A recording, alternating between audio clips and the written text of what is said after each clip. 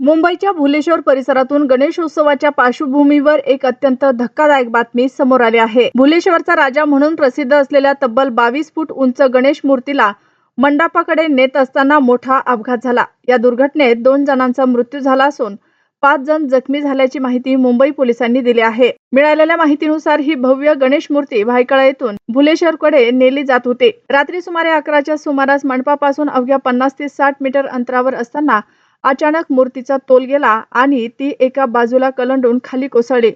मूर्ती कोसळताच घटनास्थळी मोठी धावपळ उडाली। या दुर्घटनेत 5 जण जखमी झाले, त्यांना तातडीने उपचारासाठी रुग्णालयात दाखल करण्यात आलं। मात्र यातील दोघांचा उपचारादरम्यान मृत्यू झाल्याची माहिती समोर आली आहे। विशेष म्हणजे ज्या ठिकाणी हा अपघात झाला त्या रस्त्यावर प्राथमिक पाहणीत कोणतेही मोठे खड्डे आढळले नसल्याचं सांगण्यात येत आहे। त्यामुळे मूर्तीचा तोल गेल्यामुळेच ही दुर्घटना घडली असावी असा प्राथमिक अंदाज व्यक्त केला जात आहे। मात्र नेमका अपघात कशामुळे झाला याचा तपास पोलीस करत आहेत। दरम्यान या घटनेमुळे गणेश मूर्तीच्या उंचीचा आणि त्यांची वाहतूक करताना घेतल्या जाणाऱ्या सुरक्षिततेचा प्रश्न पुन्हा एकदा ऐरणीवर आला आहे।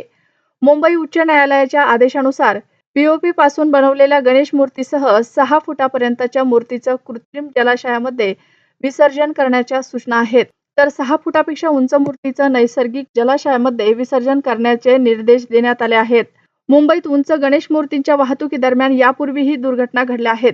त्यामुळे अशा भव्य मूर्तींची वाहतूक करताना पुरेशी खबरदारी, मजबूत आधार व्यवस्था आणि सुरक्षेचा योग्य उपाययोजना करणं अत्यंत गरजेचे आहे।